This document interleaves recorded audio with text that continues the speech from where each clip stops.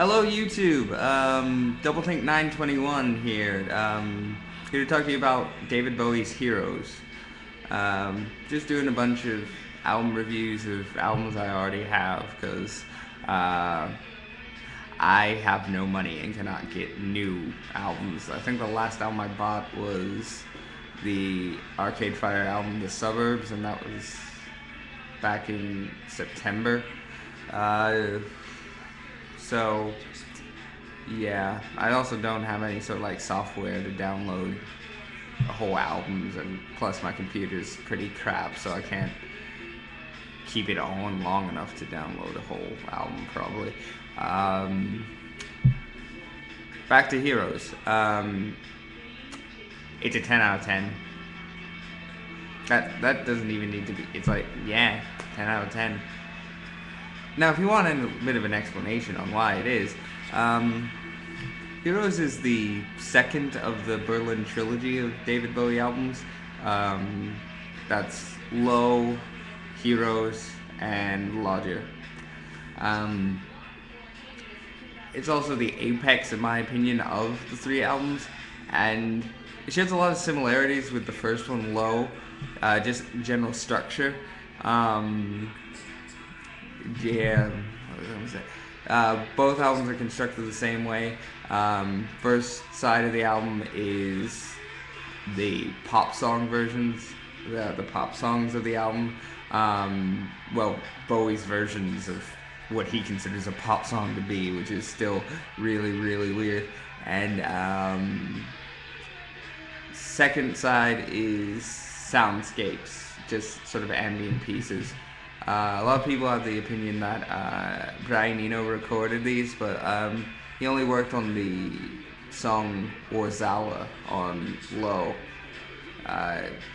He was just more like a creative consultant, maybe, on the Berlin Trilogy. Third, and on Heroes, the album second side actually does have a song on it at the end, Secret Life of Arabia, which makes it sort of different than Low. But the reason Heroes is better, in my opinion, than Low is that the songwriting qualities are better in the songs of it. The soundscapes are still incredibly well written in them, so full of like nuance, and the song Sense of Doubt is one of the creepiest just pieces I've heard. And I also like the sort of Japanese influence on Moss Garden. But onto the songs. There's some of Bowie's quirkiest songs written.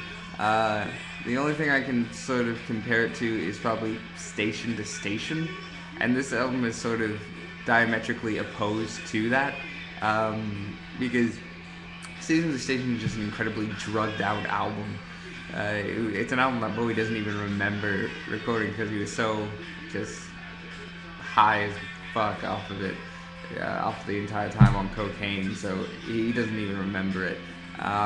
Heroes is the opposite of that. It was an album Bowie made when he tried to get off of illegal substances. What was I going to say? So it has a different air about it, but the songs are still just as strange. But the songs can also be powerful at the same way. The album starts with Beauty and the Beast, which is just a really strange song. It starts out with almost like barroom synth piano, if that makes sense, and just really odd guitar lines, just wow, wow. Played by Robert Fripp of King Crimson, who recorded all the lead lines for the album, and he didn't even hear the album when he recorded them. He was just met by Bowie and Eno and was given a brief overview of what the tracks would sound like.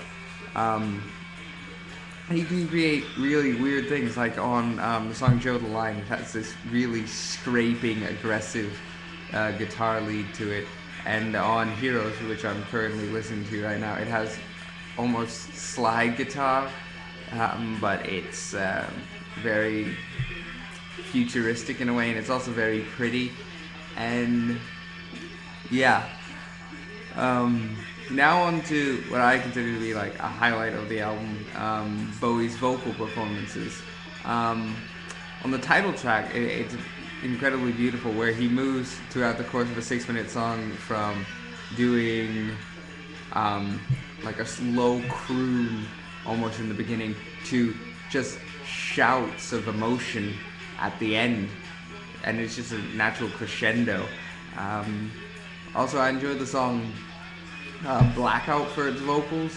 Just really weird, multi-segmented things. So it goes from this strut of a song with Bowie basically describing the nightlife in Berlin at the time. Then it goes into almost hyperventilating in a bit. If I can pull that up for you.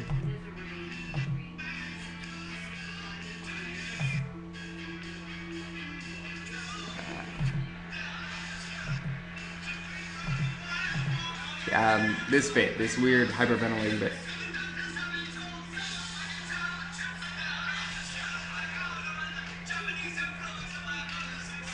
Very good, isn't it?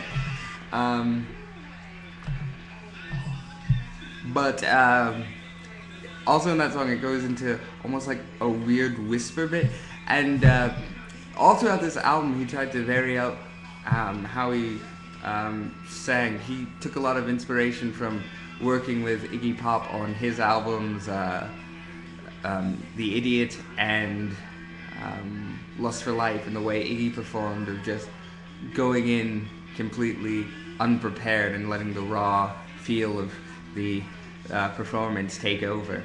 And that really grips me.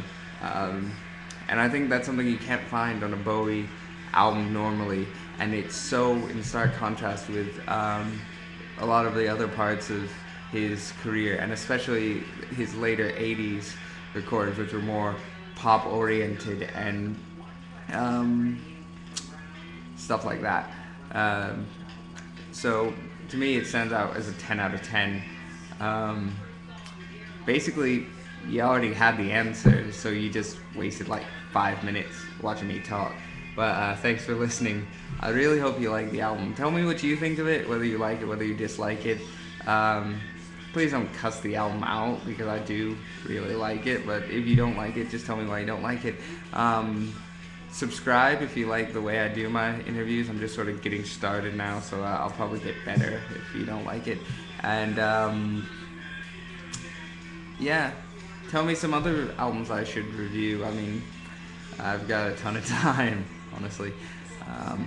So yeah, I guess my closing is that you should listen to the music you love. I love this music and love the music you're listening to.